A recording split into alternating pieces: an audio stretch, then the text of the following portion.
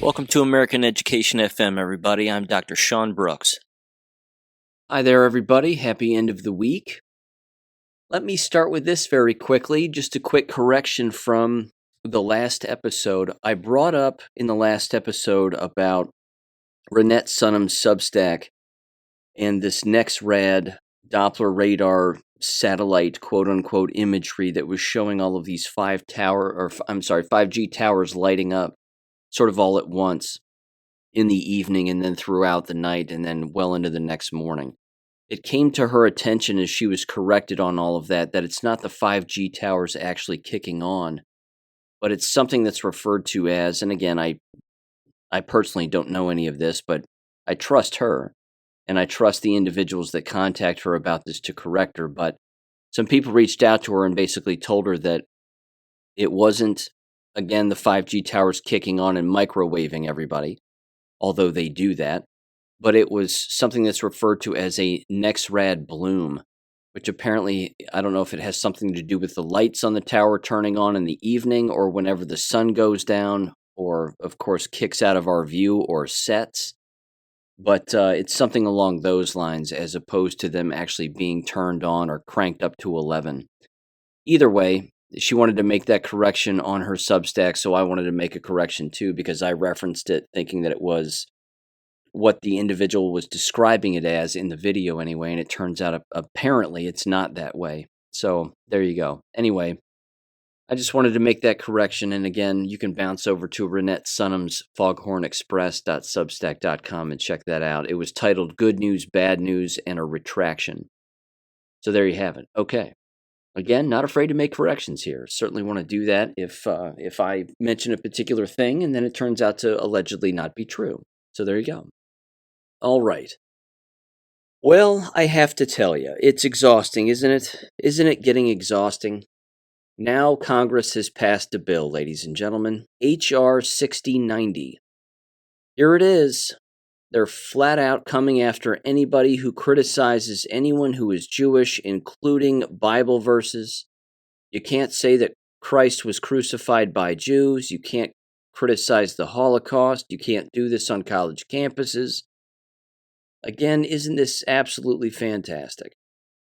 And of course, it's not fantastic. It's ridiculous. And the hypocrisy, I might add, is astounding because, yes, it is a violation of the First Amendment, without a doubt.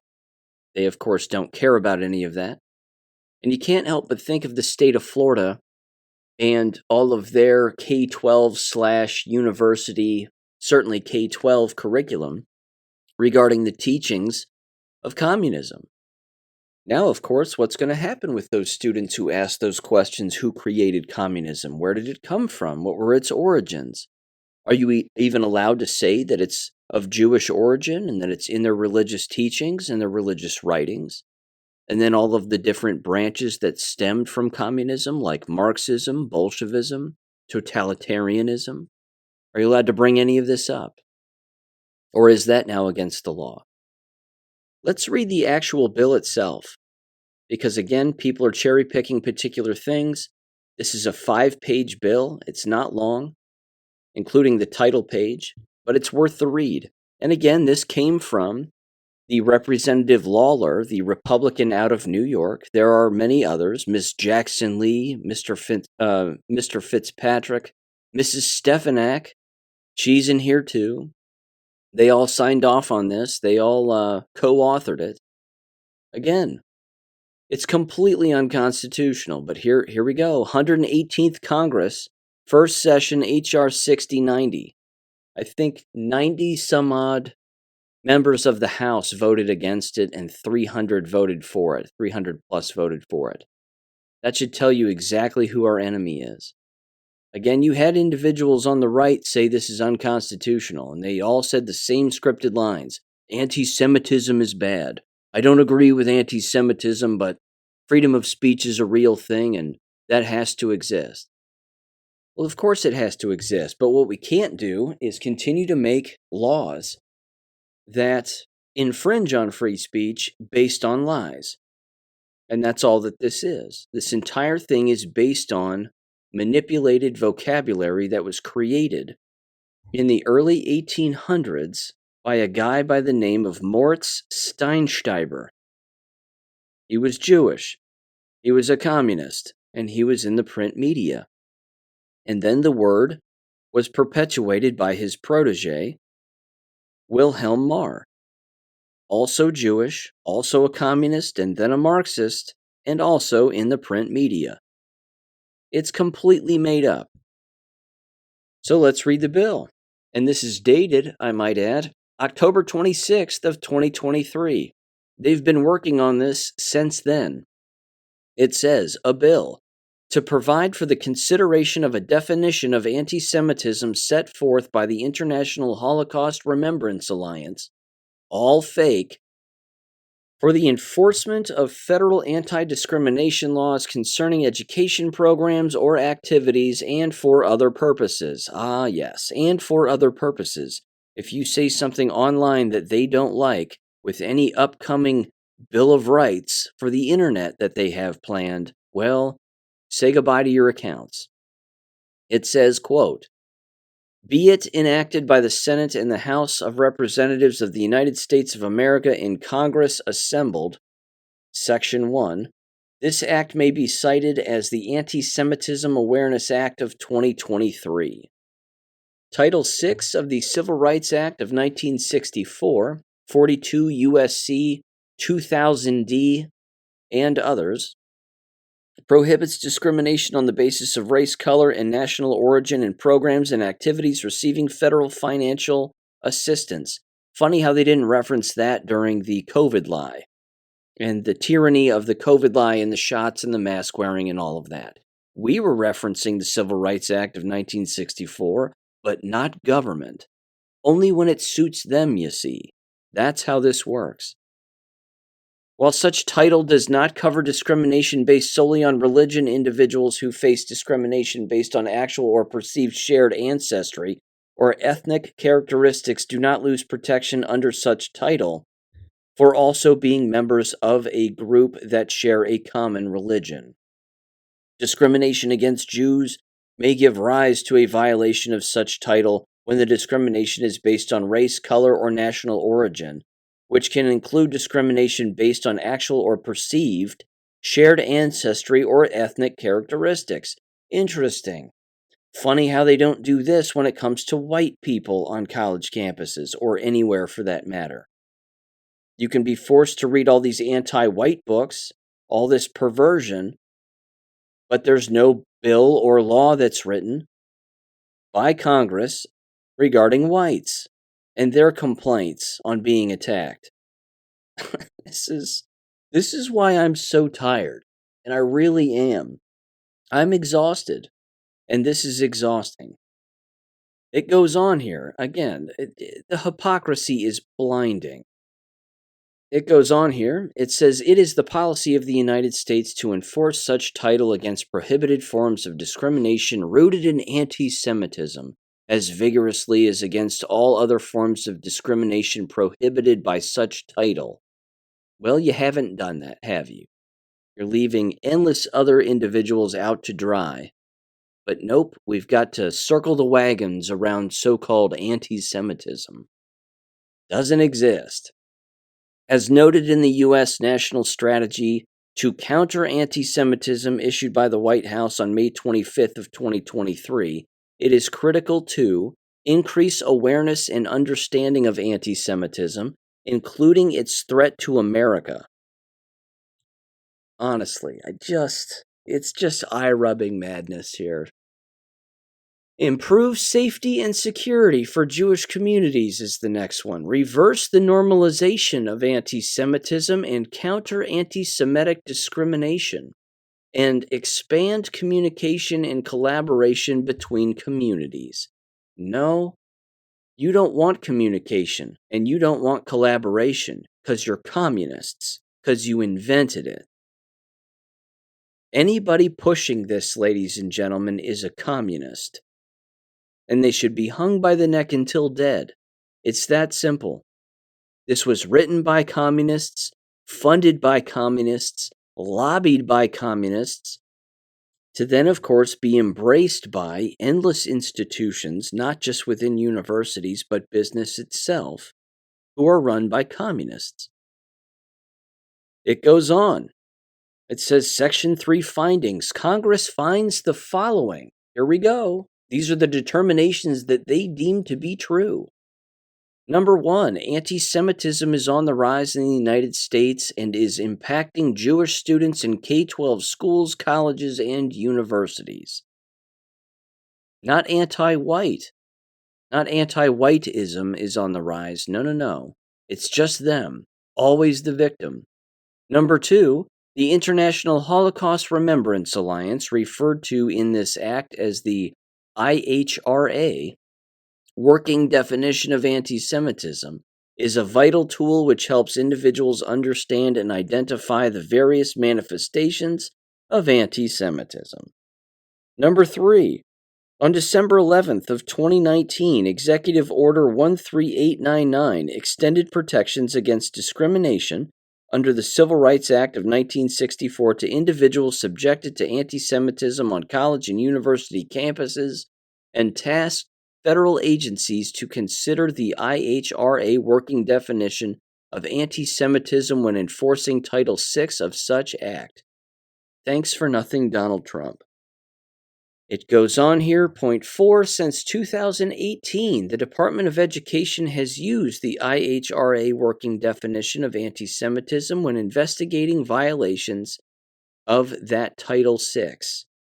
Point 5, the use of alternative definitions of anti-Semitism impairs enforcement efforts by adding multiple standards and may fail to identify many of the modern manifestations of anti-Semitism. Point 6, the White House released the first ever United States national strategy to counter anti-Semitism on May 25th of 2023, making clear that the fight against this hate is a national bipartisan priority and must be successfully conducted through a whole of government and society approach. Ah, yes. The old whole of government and society approach. Communism. See, communism will protect communism against people who don't like communists or communism. I'm just getting more and more tired with every line here. It continues. Let's see. For purposes of this act, the term definition of anti-Semitism, quote unquote, means the definition of anti-Semitism adopted on May 26th of 2016 by the IHRA, of which the United States is a member, which we shouldn't be, because it could be labeled a foreign agency and should be, which definition, it says, has been adopted by the Department of State and includes the, quote, contemporary examples of anti-Semitism identified in the IHRA definition. It goes on here.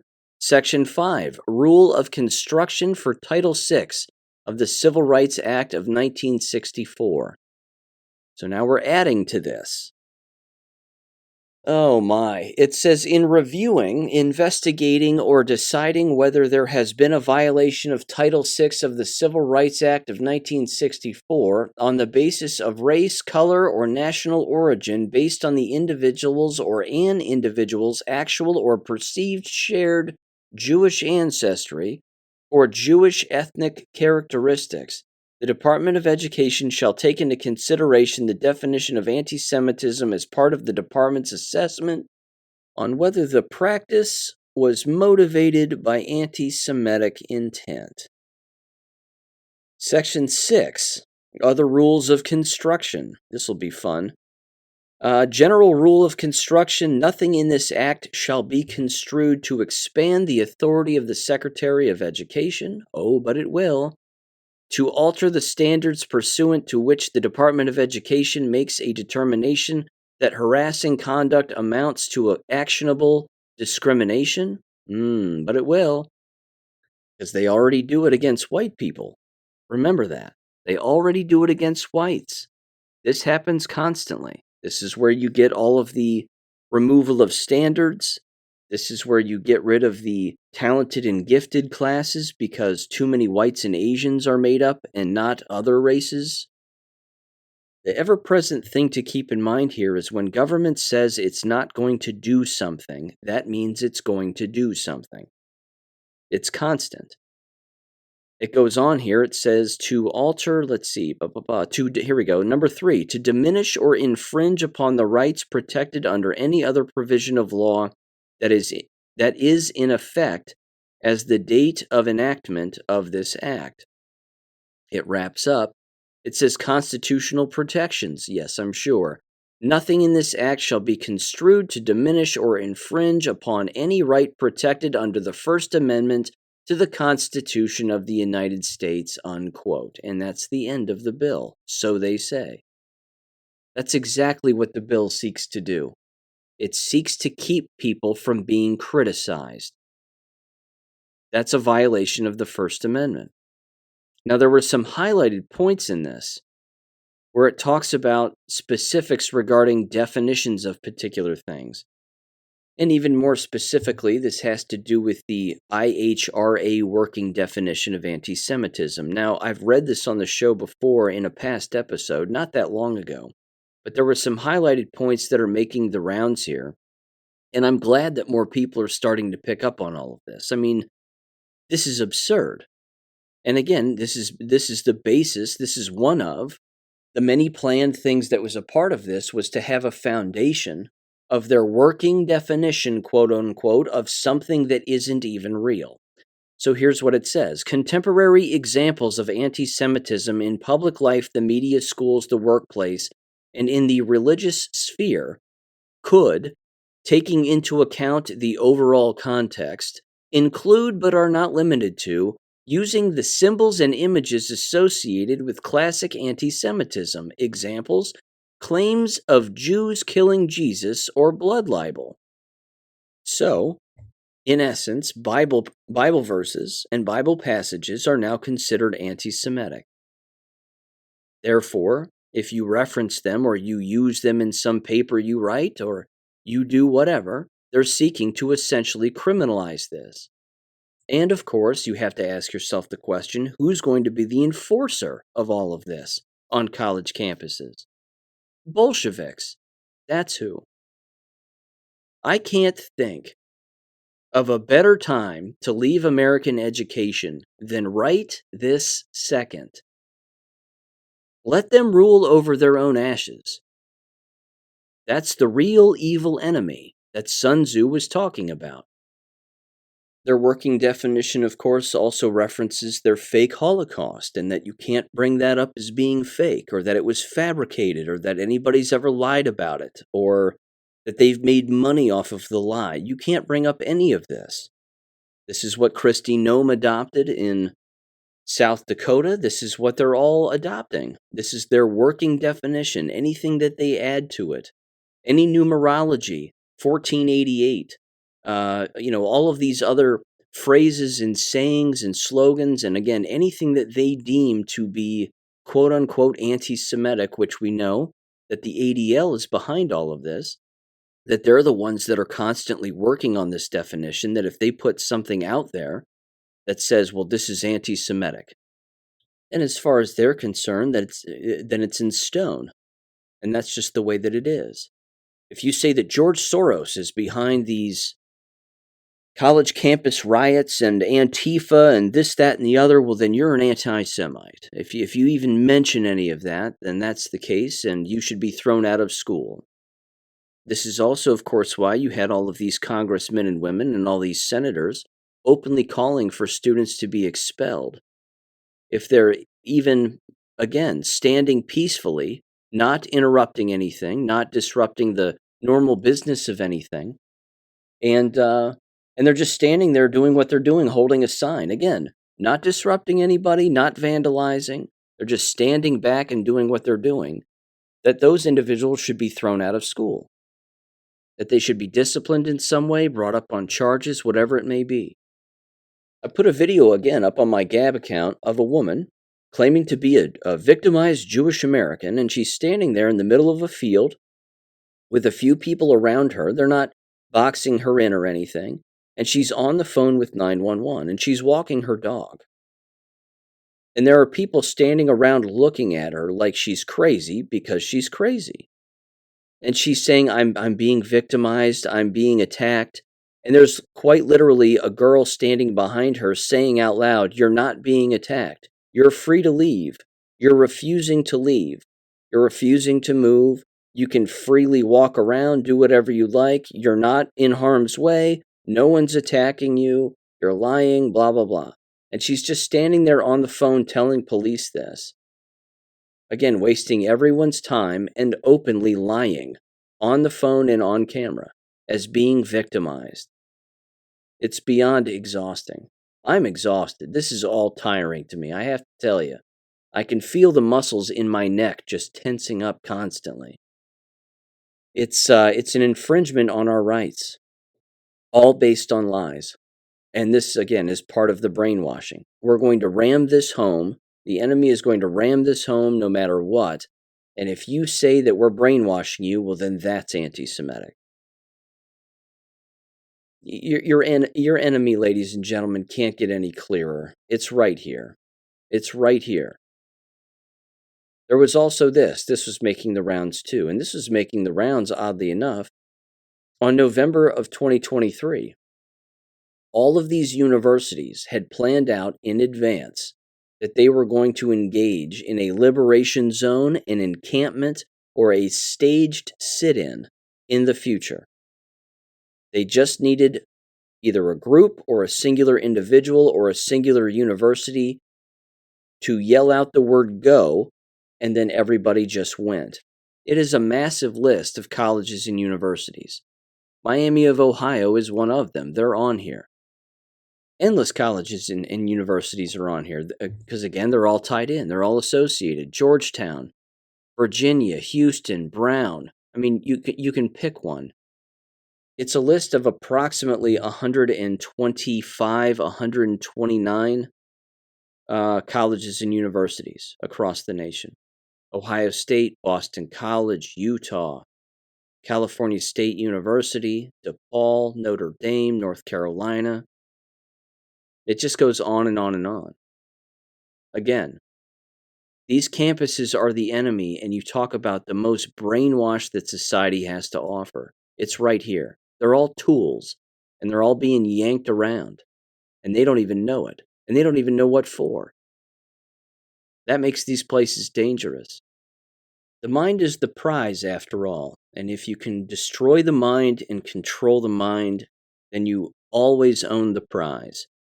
And they want the minds of everybody. That's it. All right. In the meantime, I'm going to put this particular subject down. It really is mind-numbing. We've been warned about this. I've brought it up numerous times. I've read the quote numerous times, again, from Dr. Joseph Goebbels. Same thing. They won't quit until calling them out is against the law, and not only against the law, but punishable by death. That's the goal for them. This is still hard for people to grasp, and yet we're watching all of these steps be made in that direction. We have a First Amendment, no doubt about it. We get to criticize anybody. We get to say whatever we want. This is the way that it goes, and you need to exercise this now more than ever. Again, if you're not calling this out on your own shows or your own programs or in your own conversations or your own writings or even at the dinner table, ladies and gentlemen, you're going along with your own demise. We have to continue to call this out. This is a huge, huge problem. And then, of course, we have to abolish these institutions and these people and these groups that continue to support any of this. So moving forward, pay attention to who doesn't call this out, and pay attention to those that aren't bringing this up or trying to hide it for one reason or another. And then, of course, pay attention to the coming politicians that continue to tweet about this in a positive light as if we should all be supporting this bill. In particular, now that it's going to the Senate, and it's on its way to the Senate for what I assume will be a rather fast vote. Pay attention to who votes for this. Pay attention to any of the speeches that are given on the Senate floor about any of this. If they continue to bring this up as if it is actually real, and by this I mean anti-Semitism, quote unquote, then there's your enemy. Because when was the last time we heard an elected politician, or a selected politician, I should say, reference the real history of that word? And that it's not a real word, that it's made up out of thin air, complete thin air. None of them. They've never once brought it up. Which means they're your enemy. They're not telling you the truth. They're lying to you. Or they're foolish enough to just not even know. Or they're blackmailed enough to not want to bring it up. My guess is the latter is far more true. Okay. Now let me move to this. This is jacked up, and I have a much larger point that I want to make on this particular issue, one that I have not heard yet, not by anybody. I'm not tooting my own horn. I just have a very interesting take on this that I think is remarkably nefarious, and yet I think this is a prime example of this particular strategy in action by government. Another whistleblower, as it turns out, from Boeing, has died. And this was from the SeattleTimes.com. It was titled, "Whistleblower Josh Dean of Boeing supplier Spirit Aerosystems has died." Again, this was on May 1st, this particular story. I'm going to read this, and I'm going to tell you what I think is larger at play here. And you'll probably pick up on it as I'm reading through this. And I want you to think about hospitals. I want you to think about the kill box, and then how government can get rid of people without anybody being the wiser.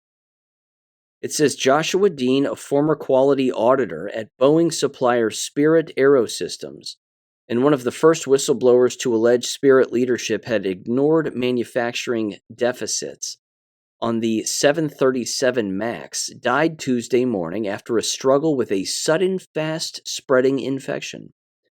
Known as Josh, Dean lived in Wichita, Kansas, where Spirit is based. He was 45. He had been in good health and was noted for having a healthy lifestyle. He died after 2 weeks in critical condition, his aunt Carol Parsons said.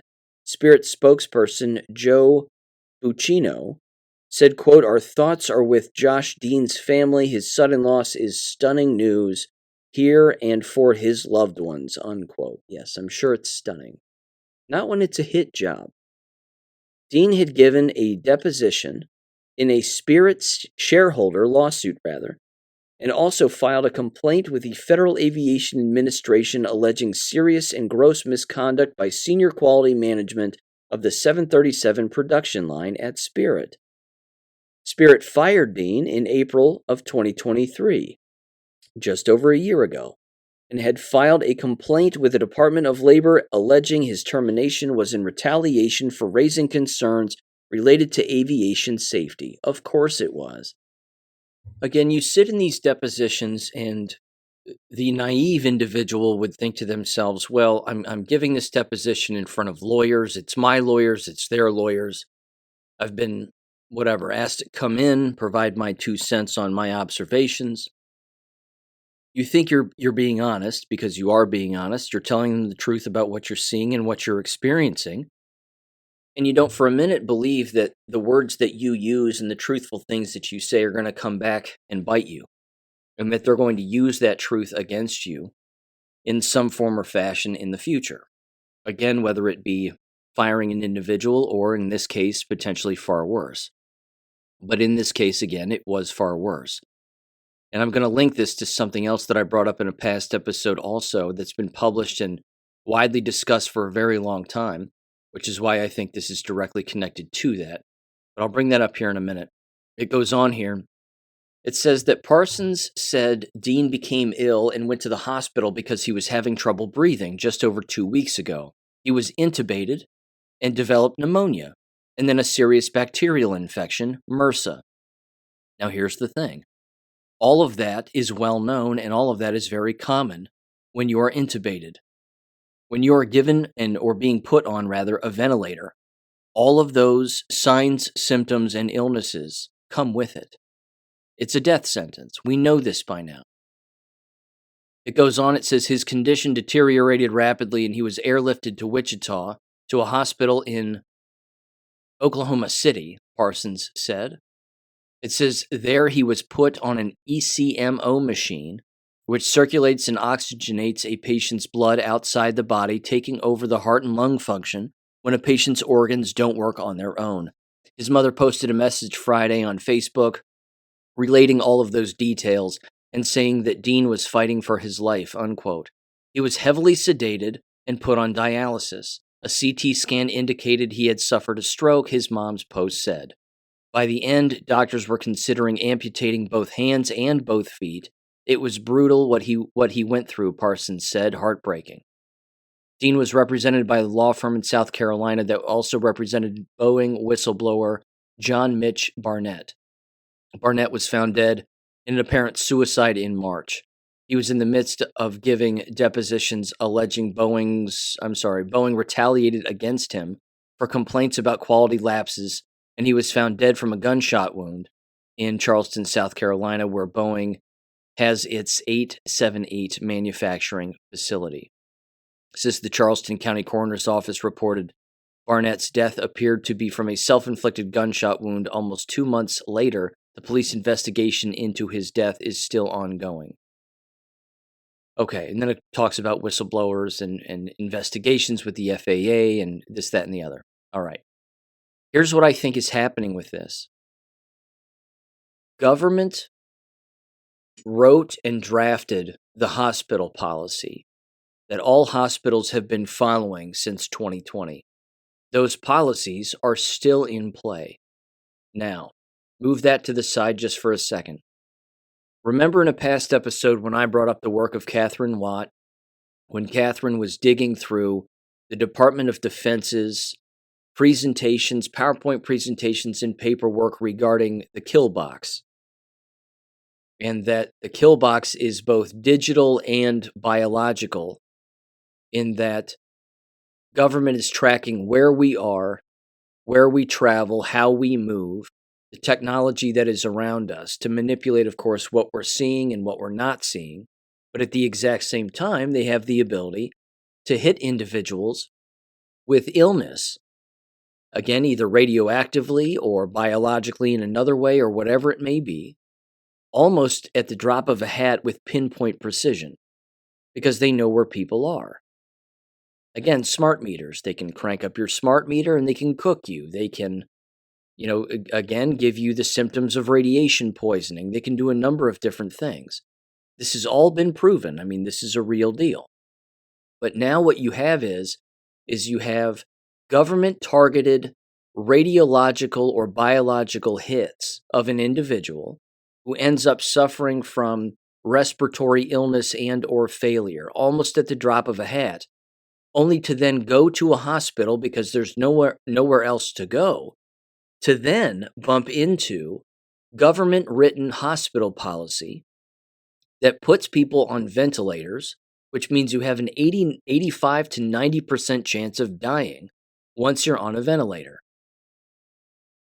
The reason I mention all of this is because it's very easy to hide a hit job of an individual when you can target them with an invisible biological or radiological weapon, only to then have them, again, rely on the same hospital system that government controls, which is killing people who show up for profit. So not only is it quite literally a government-sanctioned assassin of an American citizen, but they're making money off of it to boot. There's no reason why, again, this wouldn't happen with a selected individual who is a whistleblower coming out and talking about something like this during a major transportation company, when they've already done it with endless people over the last 4 years. And here's the kicker, and this really is the kicker in this whole situation, in situations like this. No one will be the wiser when it comes to finding out how this individual actually died. If you work it backwards, yes, the ventilator killed him, no doubt about it, but no one will suspect government as making the individual ill because the targeted method that they use is invisible. It's very real. It does exist. You can hit targeted locations with with radiological weapons anytime you want. Again, everything has a smart meter on it, for God's sakes. Everybody has a cell phone. You can turn up cell phone signals, turn up smart meter radiation. You can do a number of different things. But at the exact same time, no one is going to question that part of it, which quite literally means that government walks away scot-free with their hands clean in the eyes of the vast majority of society. Because if you bring up, I mean, you can't bring up to a lawyer what I just said. They would think you're a crackpot.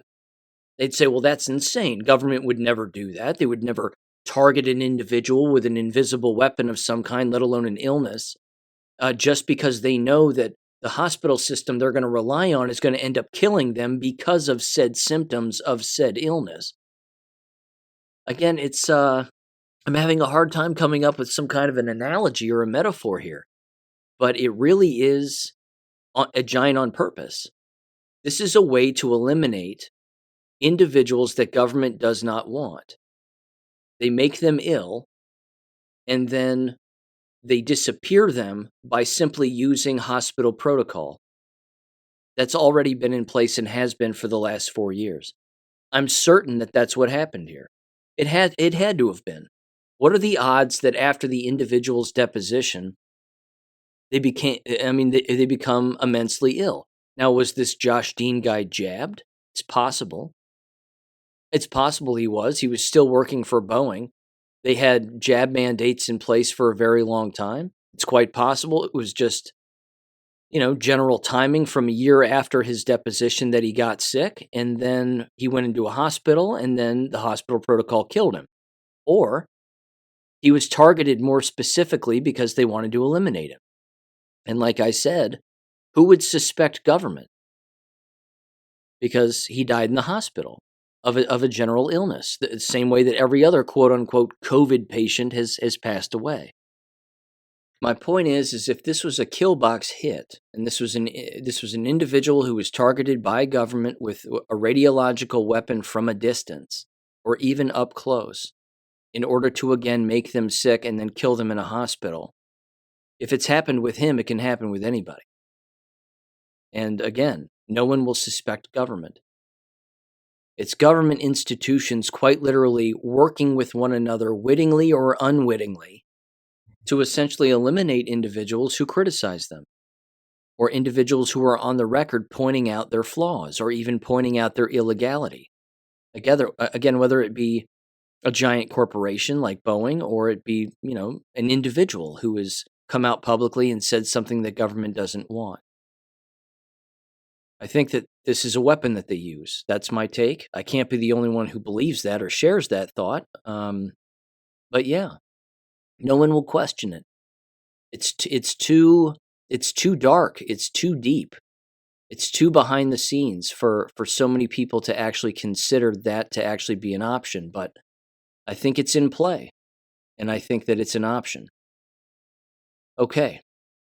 Moving on to education, a few education stories here very quickly. Cicely texted me this interesting update from certainly the last episode when she was on, and she was describing, of course, the superintendent and the principal who fired her or terminated her contract or said, well, you don't need to come back and blah, blah, blah. So she sent me this text message, and you talk about God intervening to show not only her, but anybody else who's paying attention to this, that every now and again, you have to have your judgment, your positive judgment, I should say, reinforced, that you made the best decision possible, and that the people around you who mistreated you did not make the best decision possible. She said this, she said, story time. She said, every year, a local church holds a May Day breakfast, $10 a ticket. Proceeds always go to a family in need or something. She said this year, our homeschooling group got asked to help serve. Right around 8 o'clock this morning, we got a rush. Everyone is going to school, and employees of the schools are getting huge orders for their staff. Well, along comes my old principal and his daughter. I literally haven't spoken a word to this man in exactly 2 years, since he called me asking me if I would come back. Because I was behind the table, he was forced to make small talk, addresses me as Mrs. Hellickson, asks how I was doing, thanks us for serving, give him 3 plates, and that was it. Then she said this. She said, well, about 3 people later, here comes his best buddy, brother-in-law, the old superintendent. Just to refresh everybody's memory, this was the superintendent, I believe, who walked directly into her classroom and confronted her about not wearing a mask and her students not wearing masks when everybody else was. She said, again, haven't spoken to him in 2 years. I know he is double jabbed. And when he retired, he had very gray hair. She said, let me tell you, he looked terrible. Hair dyed and he looked lost.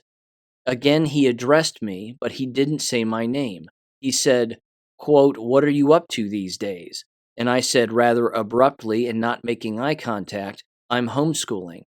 And he kind of nodded and said, oh, I bet that is keeping you busy. I replied, yes. Then he asked how old my boys were, and I told him, and he got his order and he left too. But not long before I took a glance at his school employee tag, he is the director of personnel. So this guy is in charge of hiring and firing, unquote. Again, I really do think it just highlights so many things, and I think it's absolutely fantastic. It highlights that when you make a decision to leave bad people in a bad, abusive environment, and there might be doubts involved, and there might be inner turmoil that's involved, and a number of other things. Every now and again, God is always going to remind people, and it may take a while, but he'll remind people that you made a great decision. And sometimes he's going to put you face to face with these people so that you can actually look at them and say, oh, I definitely made a great decision. And there's no doubt that that's exactly what happened here. It's just fantastic. Absolutely fantastic. Those individuals are jabbed. They continue to protect one another. They continue to work in that abusive environment. They turn a cold shoulder and a blind eye to all the abuse that they inflicted on endless people. And they have no problem being a complete sociopath and completely removing themselves from remorse or reality in a number of different scenarios, and certainly in this one. I don't think you could have a better contrast right there as to who made the best decision and who didn't. It's amazing. Those guys are literally standing in line getting food from someone that they fired for doing the right thing, and yet there's no acknowledgement that they did the wrong thing. But they don't have to acknowledge it. Everybody knows it, and everybody can see it, and that's good enough. At least the awake can, anyway. Okay. 3 stories here in education, all connected, all generally the same subject, and all having to do with the sexually perverse and the rainbow flag wearing nonsense and all of this. And you're going to hear the progression in all of this right about now. This was sent to me by our Virginia educator, and this was from shillingshow.com, titled Power Grab.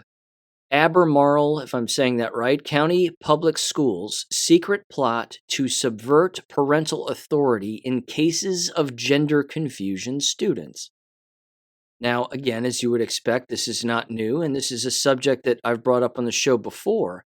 But this, again, should show the perversion of these school districts. You need the perverse and the brainwashed in order to do such brainwashed, perverse things. Again, the predators go where the prey is. And these individuals are being exposed as being true sexual predators. And they're doing it with policy. And they're, of course, doing it by hiding information from parents that parents need to know. It says, first, ACPS secretly conspired to force female students of all ages to undress, shower, and conduct bathroom activities in the presence of biological males. Now, the division is colluding with teachers to conceal from parents insidiously the proclivities of their gender-confused students. During recent district-wide mandatory training, ACPS educators were instructed to not inform parents of student changes, quote-unquote, regarding pronouns, names, and gender identity.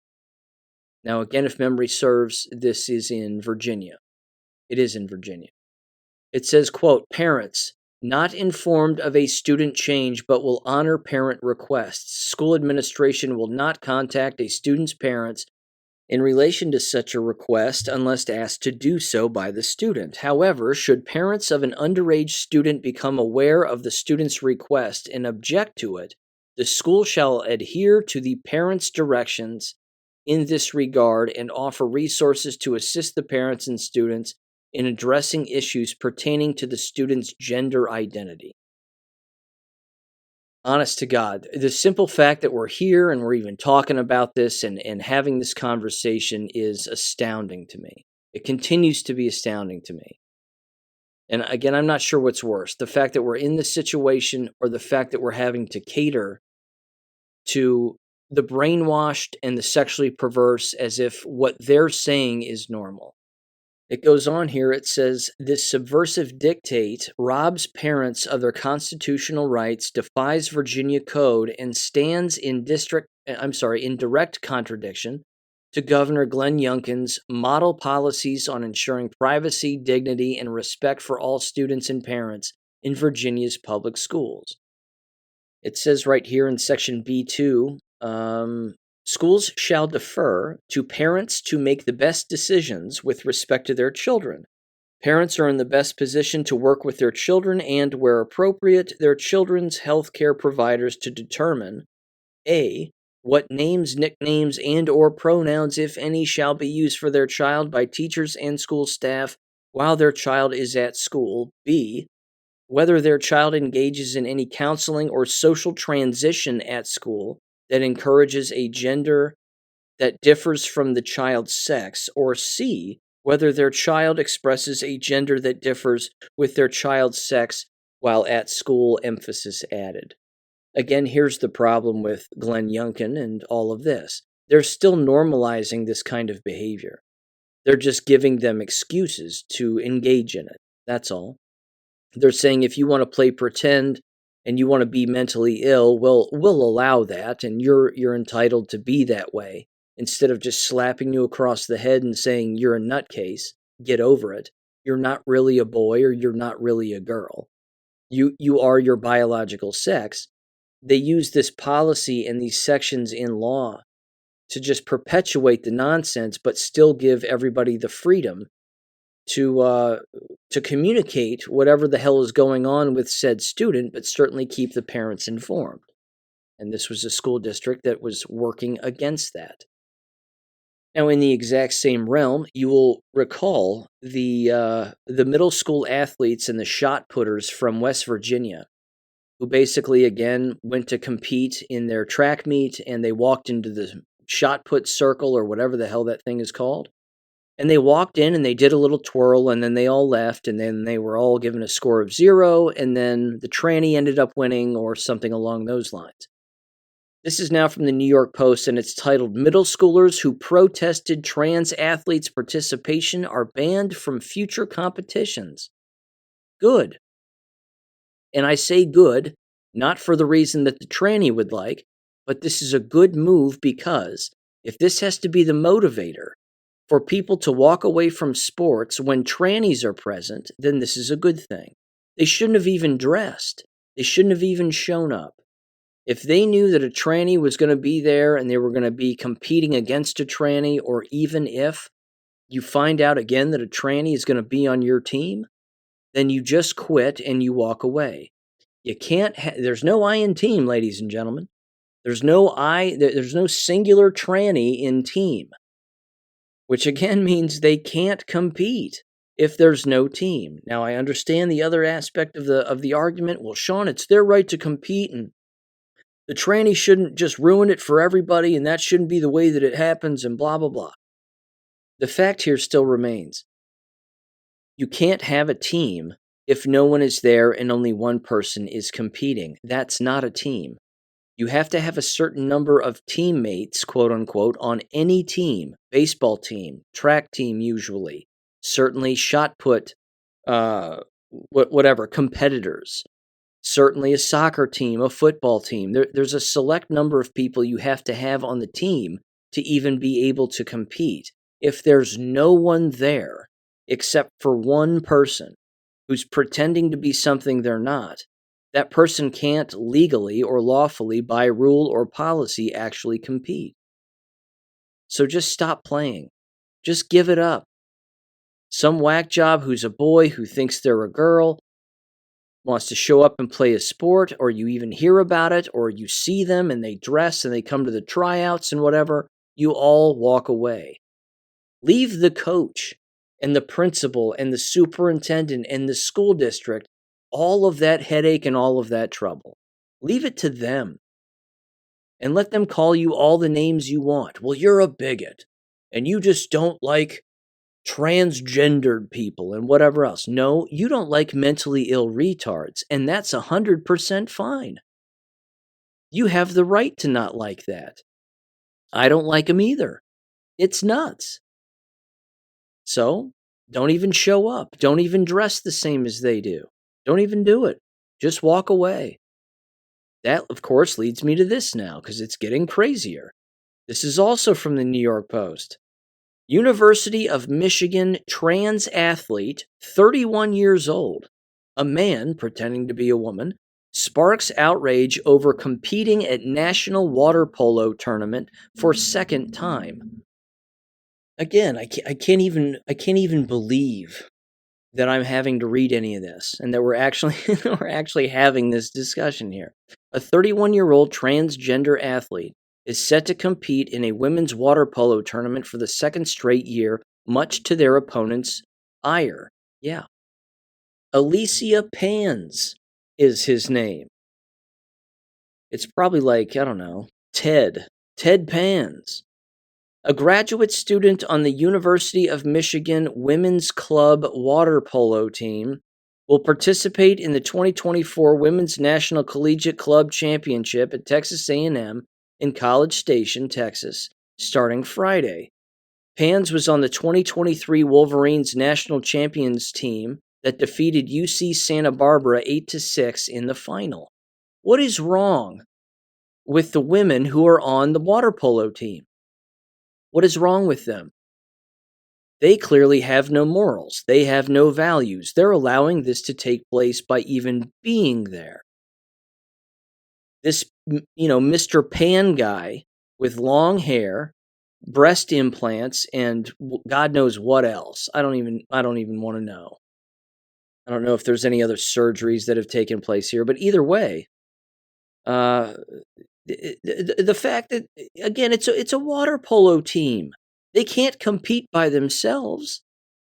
Do you all love water polo more than you have morals and values? I mean, you're clearly being given the opportunity to weigh what matters to you more. A useless game matters to you more than doing the right thing. Everybody's just being shown how shallow people are. They're so shallow that they're 100% fine with the wrong thing happening. But it's not wrong, Sean. They're being a good teammate and they're being inclusive, and it's called equity. No, it isn't. It's called mass formation psychosis and brainwashing.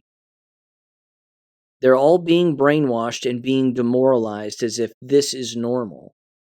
It goes on, unfortunately, and it says Mr. Pans scored multiple times in the school's 2 blowout matches leading up to the championship, beating Virginia 17-5 and Washington 17-6. Great, good for them. How many women was this guy dunking in the pool on a constant basis? As you would expect, though, the entire, whatever it's called here, the Collegiate Water Polo Association has released its policy and appeal process that would allow trans athletes to compete in their preferred gender competition. Well, that's how high the brainwashing goes.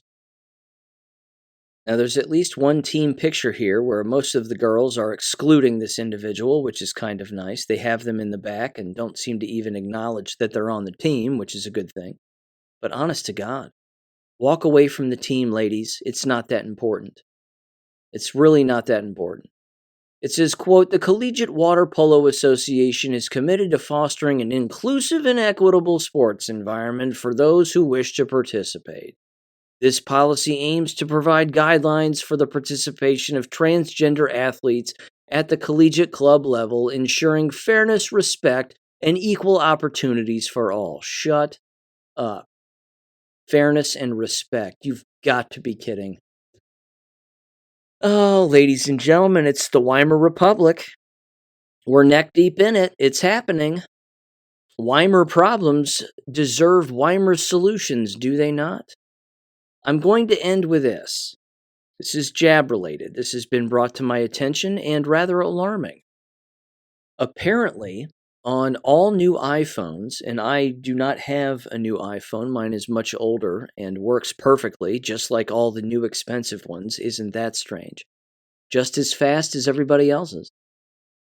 But apparently on the new iPhones, or at the very least on any new software updates, certainly preloaded on new iPhones, is a COVID propaganda application. And this specifically is titled Directory of Doctors Prescribing Outpatient COVID-19 Therapy. This was updated on the 2nd of May, 2024. Let me read a little from this, and you'll basically get kind of the gist of it. There's, again, basically a giant directory of doctors, allegedly, from numerous countries. And it has their name, their phone number, their website, how they can be reached, how you can, of course, talk with these individuals to treat your quote-unquote long COVID, which doesn't exist. But it says the following at the top here. It says, quote, for COVID-19, no vaccine, treatment, or other intervention is 100% available or effective for all existing and future variants. Well, there's the fairy tale. There's the fairy tale that they need to cover their own backsides. They're just now telling you that vaccines don't protect against anything. Nothing is 100% available or effective, because of variants, which don't exist. It says several practical, effective, and safe means improve a person's probability of successfully preventing or treating acute COVID-19 and post-COVID issues, aka long COVID. No, none of that's real. COVID doesn't exist, neither does long COVID. It says prevention or early treatment of a COVID-19 reinfection appears to be important. A study indicates that a reinfection, compared to a first infection, has increased risk of hospitalization, death, or long COVID, regardless of vaccination status. And they cherry pick one made-up study about a bunch of things that aren't even real. Amazing. Then they link in the CDC for all information on SARS-CoV-2 variants. Also not real, of course, but it's also the same CDC that has been caught lying, and openly lying, about how they hid information on how the COVID shots kill people. That same CDC.